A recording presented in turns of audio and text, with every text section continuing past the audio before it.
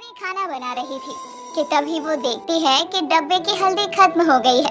तो वो अपनी सास लीला के पास जाकर उससे कहती है, माँ जी, हल्दी खत्म हो गई है, आप किसी को बोलकर मंगवा लो या खुद ले आओ ना।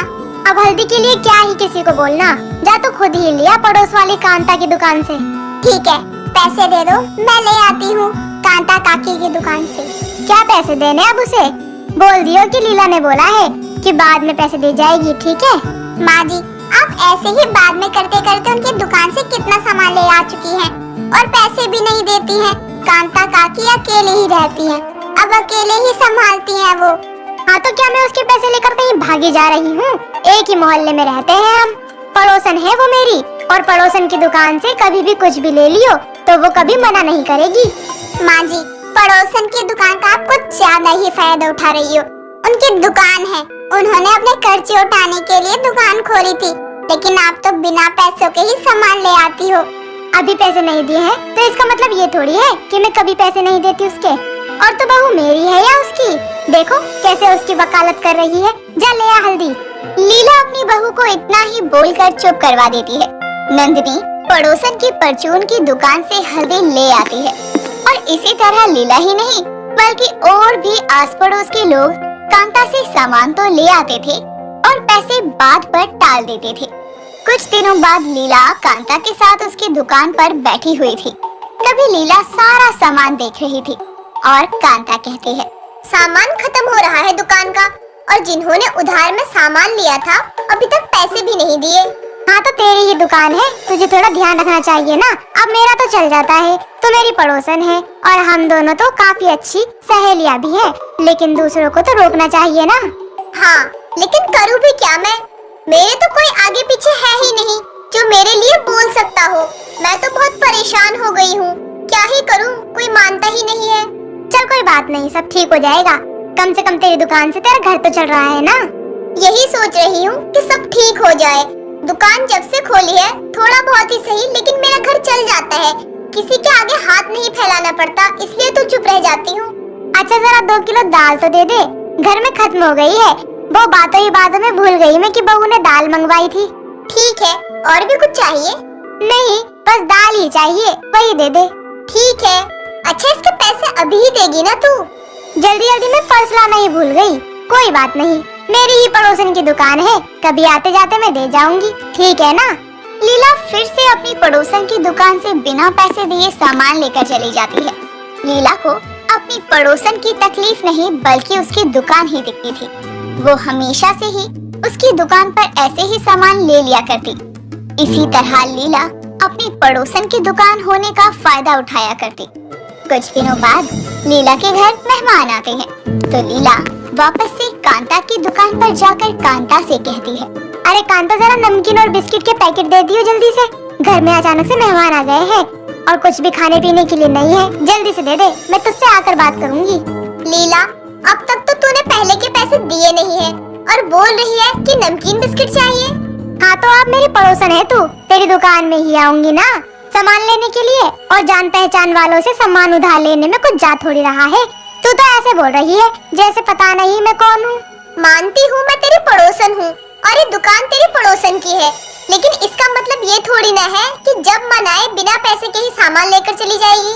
देख मैं चप्पल पहनकर नहीं आई हूँ, जल्दबाजी में आ गई। अब मुझे पता होता कि तुझे अभी पैसे चाहिए तो मैं पहले पैसे लेकर ही आती, लेकिन कोई बात नहीं, अगली बार आऊंगी तो पैसे दे के ही जाऊंगी।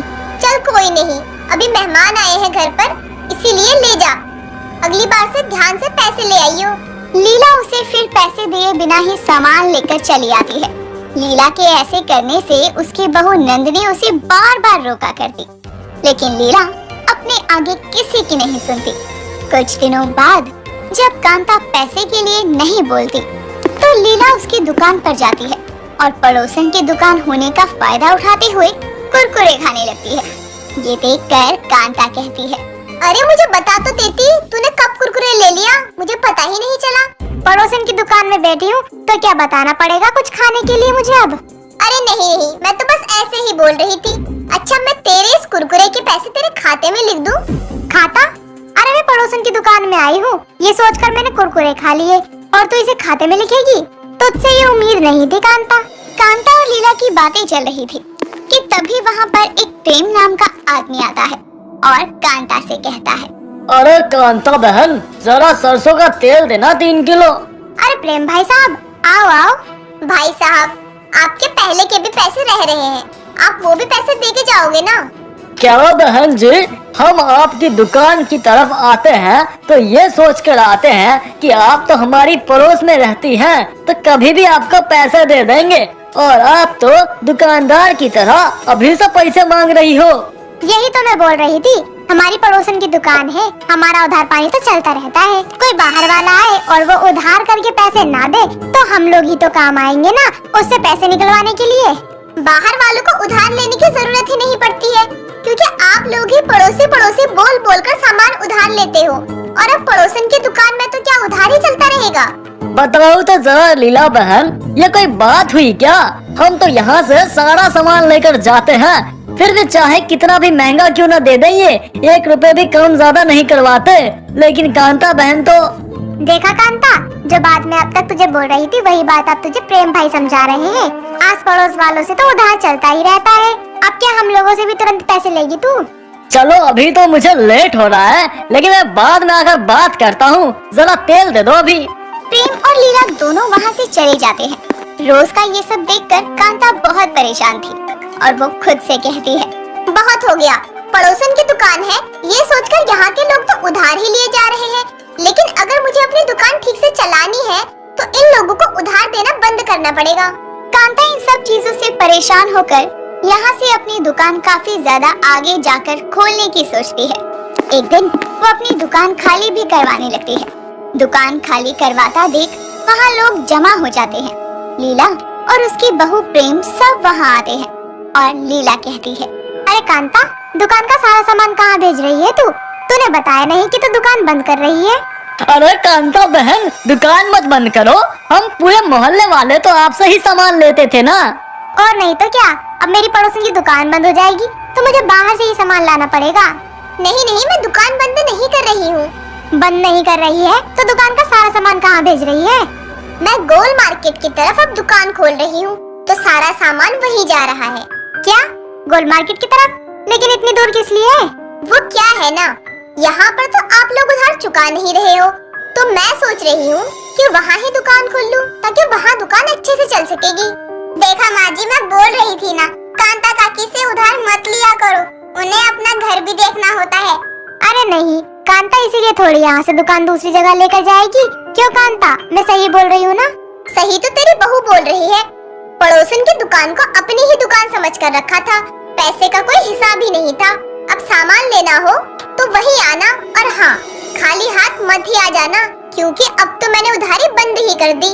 लीला पड़ोसन की दुकान का कुछ ज्यादा ही फायदा उठाने लगी थी, इसीलिए जब कांता वहाँ से दुकान दूसरी जगह ले जाने लगती है तो लीला को अपनी गलती समझ आती है। लेकिन अब गलती समझ आ भी गई थी तो क्या ही फायदा, क्योंकि पड़ोसन की दुकान तो अब पड़ोस से कहीं और ही शिफ्ट हो गई थी। दोस्तों, अगर आपको ये कहानी पसंद आई तो इसे लाइक करें, शेयर करें और कमेंट करके बताएं कि कहानी में आपको सबसे अच्छा क्या लगा।